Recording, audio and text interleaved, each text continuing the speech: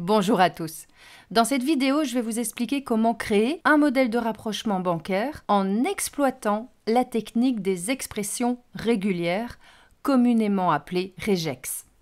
Les expressions régulières sont particulièrement utiles dans les opérations de réconciliation bancaire car elles permettent de détecter et d'extraire dans du texte des chiffres afin d'identifier, par exemple, pour le remboursement de l'annuité d'un emprunt, la part relative au remboursement du capital et celle du remboursement des intérêts qui sont détaillés sur votre relevé bancaire. Pour créer une règle regex qui va automatiser l'opération de rapprochement bancaire, c'est-à-dire non seulement identifier les comptes de contrepartie, mais également les différents montants qui composent l'annuité, vous cliquez sur l'engrenage ici en haut à droite et vous pouvez directement créer un nouveau modèle.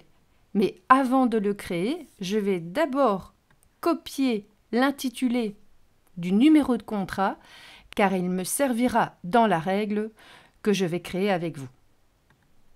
Je copie, je retourne sur l'engrenage, créer le modèle. Pour le nom de votre modèle, je vous conseille de lui donner le nom de votre crédit. C'est-à-dire que dans mon exemple, je vais maintenant coller le numéro de celui-ci, je vais rajouter un espace, ce qui vous permettra de mieux vous retrouver dans l'ensemble des modèles de rapprochement que vous pourriez envisager de créer pour gérer ce genre de situation. Je vais opter pour une règle pour suggérer l'écriture de la contrepartie. Je vais enlever ici la sélection du journal pour que cette règle puisse être d'application pour l'ensemble de mes journaux, sauf bien entendu si vous voulez vraiment spécifier un journal précis. Dans le type de montant, je vais opter pour payer, puisque je vais effectuer des paiements par rapport à cette annuité, et je vais, dans le libellé, opter pour l'option contient et coller ici le numéro de mon crédit. Je vous invite à procéder comme moi en faisant un copier-coller pour vous assurer que le libellé soit exactement celui qui est repris par la banque sur votre relevé. Je rappelle néanmoins qu'il n'y a plus de conditions de majuscules ou de minuscules à respecter dans le libellé comme c'était le cas dans les versions précédentes. Je peux maintenant rajouter mes comptes de contrepartie, à savoir tout d'abord la partie relative au capital. Dans mon cas, je vais prendre le 423 et opter pour le type de montant depuis le libellé. Là, Odoo me propose une expression régulière, c'est-à-dire une suite de caractères qui va permettre de reprendre le montant qui vient derrière l'élément du capital que je vais rajouter comme ceci, 2 points, et attention, surtout, laissez un espace après ces 2 points.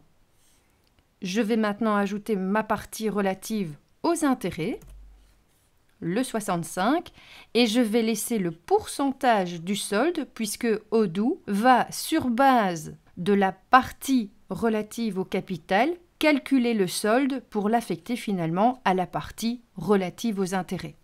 J'ai mes 2 comptes de contrepartie pour mon annuité, je vais sauver ce modèle. J'attire votre attention sur l'option validation automatique puisque je vous ferai une petite remarque à la fin de cette vidéo. Je retourne dans mes rapprochements bancaires. Je prends mon opération relative à mon annuité. Je vais d'abord cliquer une fois dans une autre opération pour rafraîchir mon écran.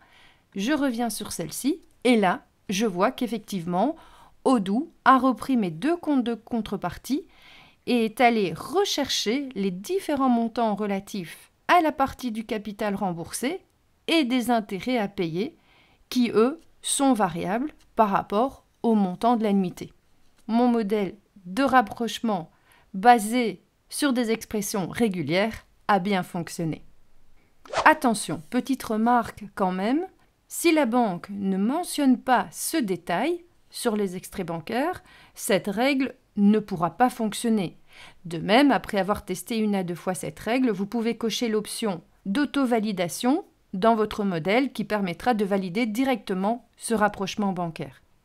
Et enfin, sachez que vous pouvez aussi opter pour l'utilisation des expressions régulières pour d'autres situations comme les paiements avec Mastercard ou Stripe pour lesquels il faut aussi tenir compte de la commission.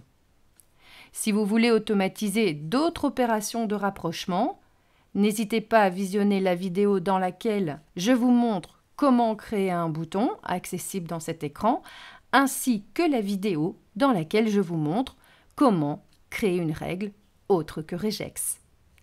Et voilà, si ce contenu vous a plu, n'hésitez pas à vous abonner à cette chaîne dédiée aux modules spécifiques à la comptabilité et je vous dis déjà à bientôt pour une prochaine vidéo.